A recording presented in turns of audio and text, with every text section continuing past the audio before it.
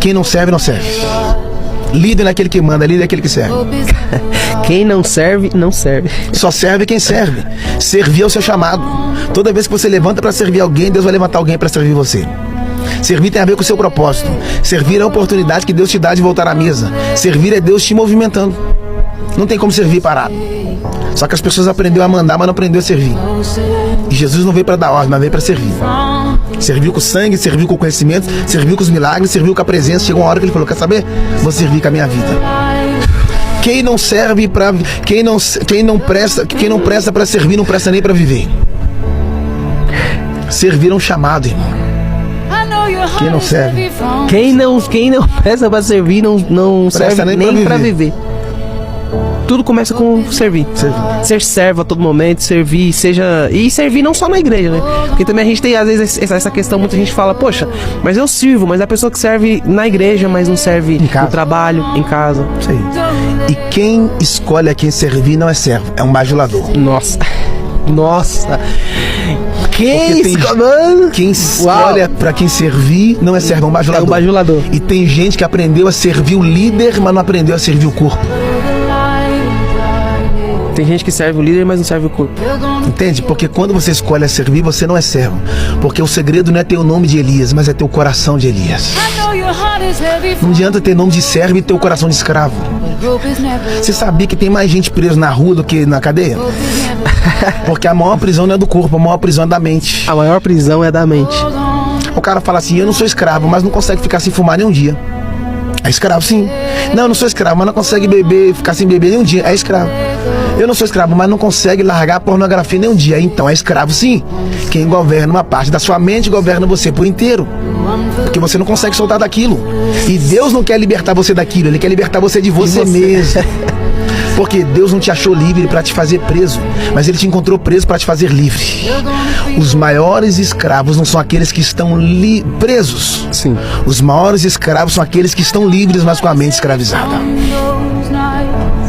Deixa eu tentar ir mais fundo. Os hebreus não saíram do Egito? Sim. Mas o Egito não saiu deles. Yes. Quando eles chegaram no deserto, Deus mandou o maná. Foi? Sim. Eles estavam comendo do maná. E engraçado que eles comendo do maná direto, eles reclamavam que estavam sentindo saudade do pepino. Você não tá aqui. Comendo maná e Você tá aí, mano, comendo do maná que vem do céu. É forte, hein? Eles estavam sentindo saudade do pepino, da cebola, do trigo do Egito. Então lá vai. O maná perde o sabor quando a cultura egípcia ainda é saboreada na mente de quem esteve lá. Por isso que Jesus encontrou com Zaqueu. A gente acha que Zaqueu é uma pessoa, mas Zaqueu é um fruto. Jesus passou lá só para colher, ele estava na árvore. Zaqueu está na árvore, Jesus passou para colher ele, o fruto de salvação. Só que um Zaqueu não subiu para ver Jesus? Eu já peguei isso aqui e caramba, nunca tinha pensado. Ele Zaqueu é uma árvore. É uma árvore, é um fruto. E é lindo que Jesus não mandou ele cair, Jesus mandou ele descer. Porque se o fruto cair, ele racha. Toda queda te machuca. Toda queda te divide. Toda queda te racha no meio. Há uma ruptura. Então frutos podres caem, como Judas. Mas frutos maduros não, são colhidos. Jesus falou para Judas, então desce. Por que Jesus mandou Judas descer? Porque é melhor descer do que cair. Dependendo da queda você não levanta, mas quando você desce, aí ele estende a mão e te coloca de pé. O Zaqueu foi um dos poucos homens, ou se não o único homem que conseguiu enxergar um rei de cima para baixo. Ninguém enxerga um rei de cima para baixo. Uau. Rei não, todo mundo com o cheirinho do rei se curva. O Zaqueu teve a oportunidade de enxergar o rei de cima para baixo. Só que o privilégio maior foi de Jesus enxergar o Zaqueu de dentro para fora. Aí Jesus falou, Zaqueu, bora lá para sua casa. Por quê? Para ver Jesus ele teve que subir. Sim. Mas para receber Jesus teve que descer. Talvez as pessoas aprenderam só a subir, só não aprenderam a... Então a escola que te ensina a subir, mas que não te ensina a descer, é uma escola de plataforma de vaidade. Você, pegando esse ponto de vista que você falou, então você acredita que é melhor você aprender descendo do que aprender caindo? Sim. Por quê? A dor da queda é muito traumatizada do que a dor da descida. Porque quando você desce com um propósito. Yes. Mas quando você cai por uma proposta. A proposta te faz cair, mas o propósito te faz descer. Ó, todo mundo que subiu, Deus fez descer. E todo mundo que desceu, Deus arrumou um jeito de fazer subir. Entende? Só que as pessoas nunca vão aprender a subir sem antes serem ensinadas a descer. E descer é uma escola. Porque Jesus não estava no céu? Sim. Ele era filho. Ele foi enviado para a terra. Ele não caiu. Ele desceu. Ele desceu. Agora Satanás não desceu. Satanás caiu. Então a igreja não segue o que caiu. A igreja segue o que desceu. É sobre você descer. Descer é muito diferente de você cair, né? Cara, olha só. Quando você chega numa árvore que os frutos já estão no chão, sim, eles não foram colhidos. Eles caíram. E você nunca vai encontrar um fruto daquele inteiro. Quando fruto que cai, você não... Exatamente. Ou ele não está inteiro, ou ele está rachado, falta uma parte. Porque ele simplesmente caiu. E a Bíblia diz que aquele que está de pé, cuides para que não caia. Então, Deus sempre avisa antes. Porque a vigilância é o escudo da queda. A vigilância é o escudo da queda. Você pode ser bom de oração, mas se você for mal de vigilância, você corre um sério risco. E todos nós estamos sujeitos à queda. Então, André, perdão não tem a ver com obrigação. Perdão tem a ver por amor. Perdão não é aquilo que você faz por obrigação a alguém. Perdão é aquilo que você faz por amor a si mesmo. O perdão é uma chave e a culpa é uma prisão. Enquanto você não libera pessoas por causa do seu perdão, você vai estar aprisionado a elas por causa da culpa. E a culpa não te trará cura, mas o perdão te conduzirá à paz. A culpa não te traz a cura, mas o perdão, ele te traz paz. Fica com a razão que eu fico com a paz. E é melhor estar em paz do que com razão. É o ditado do casamento. Eu prefiro estar em paz do que ter razão. Escolhe. Toda discussão te fere, mano. Toda discussão te fere. Conflito. Porque a discussão, no final das contas, você sempre vai querer estar certo. E acaba que no final de você lutar pra estar certo, no final você acaba estando errado. Porque quando você luta pra levantar o troféu da razão, você pode perder o campeonato. Porque quando você luta pra ter a razão, você já percebeu que só um ganha. Quando você luta pra ter razão, os dois não ganham. Não há empate. Só um ganha. Só que às vezes tem vitórias que são pior do que certas derrotas. E tem derrotas que é melhor do que certas vitórias. Jacó, por exemplo, entrou no Val de Jaboque e um varão apareceu e bateu nele. Deu na juntura da coxa. Jacó perdeu e que saiu mancando, hein? Tanto que teve que agarrar o varão. Mas aquela derrota pra Jacó foi melhor do que qualquer vitória. Porque se ele vence, embora ele não ia vencer, mas se ele vence, ele sai derrotado, porque ele ia sair como Jacó. Mas foi necessário ele perder como Jacó para sair vitorioso como Israel. Deus é capaz de fazer você perder hoje para fazer você ganhar amanhã. Porque com Deus nem toda derrota é derrota.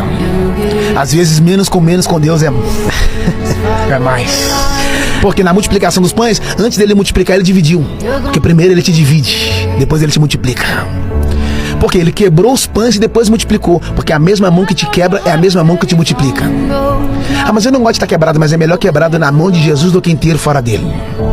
O extraordinário é que você está quebrado dentro de um processo para Deus te colocar inteiro dentro de um propósito. A ideia é você ser colocado inteiro dentro do propósito. Mas para estar inteiro dentro de um propósito, você precisa ser quebrado dentro de um processo. O processo é a incubadora de Deus. O processo é onde Deus te ensina a chorar. O processo é uma contração do ventre chamado propósito. Porque antes de gerar a promessa tem as contrações. Então o processo é as contrações, sinal que aquilo que chama promessa está sendo gerado, está prestes a nascer. As contrações não vêm no 3º mês, mas vêm no 9º, prestes a nascer. Então não tem como gerar promessas sem passar pelos processos das dores. Se está doendo é sinal que está nascendo. Se está doendo é porque é sinal que aquilo que você está gerando está vivo. Quanto mais simples você for, mais grande você vai ser. A grandeza começa na simplicidade. Ser simples é lindo. Simplicidade é uma chave. A pessoa mais profunda de todos foi Jesus, mas a pessoa mais simples também foi Jesus. Jesus sabia tudo e vivia como se não soubesse nada. E hoje tem gente que não sabe nada e quer viver como se soubesse tudo. Quando você fala simples, você alcança todo mundo. Entende? Porque quem se acha grande para fazer algo pequeno é pequeno demais para executar algo grande. A grandeza começa quando você diminui. Porque tem um versículo da Bíblia: os humilhados serão exaltados. E de fato é mesmo. Todas as vezes que você chega grande, você sai pequeno.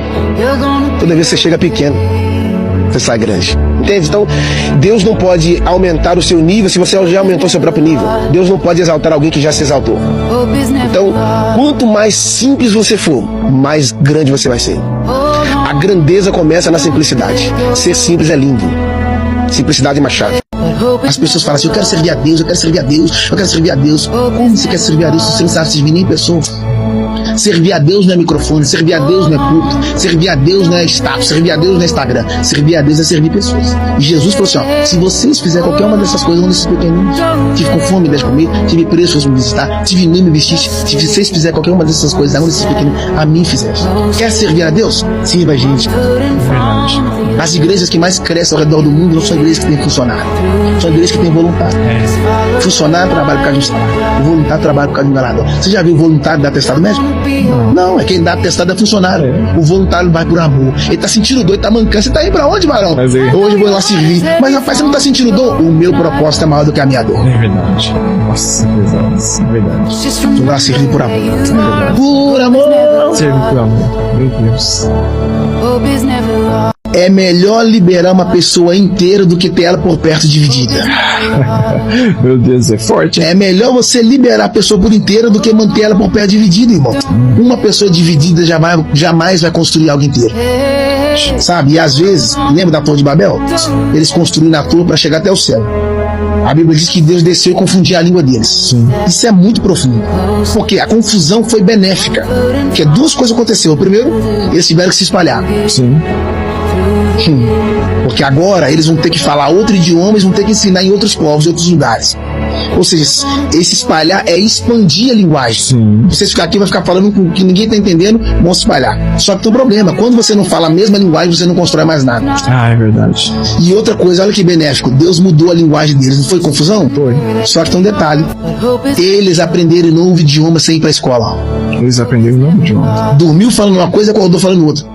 É melhor liberar uma pessoa inteira do que ter ela por perto dividida. Meu Deus, é forte. É melhor você liberar a pessoa por inteira do que manter ela por perto dividida, irmão. Uma pessoa dividida jamais vai construir algo inteiro. Sabe? E às vezes, lembra da Torre de Babel? Eles construíram a torre para chegar até o céu. A Bíblia diz que Deus desceu e confundia a língua deles. Sim. Isso é muito profundo.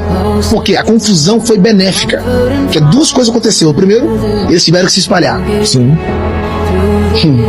Porque agora eles vão ter que falar outro idioma, eles vão ter que ensinar em outros povos, em outros lugares. Ou seja, esse espalhar é expandir a linguagem. Sim. Vocês ficar aqui, vai ficar falando com que ninguém está entendendo, vão se espalhar. Só que tem um problema, quando você não fala a mesma linguagem, você não constrói mais nada. Ah, é verdade. E outra coisa, olha que benéfico, Deus mudou a linguagem deles, não foi confusão? Foi. Só que tem um detalhe, eles aprenderam um novo idioma sem ir para a escola. Eles aprenderam um novo idioma. Dormiu falando uma coisa, acordou falando outra. Não existe um ingrato na Bíblia que Deus honrou. A gratidão é o hálito da alma.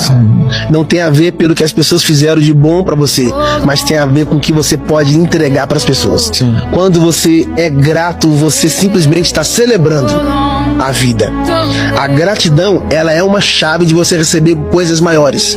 Porque se você é ingrato a mim ou eu ingrato a você, você nunca vai me dar acesso. É verdade. A gratidão é uma chave de acesso.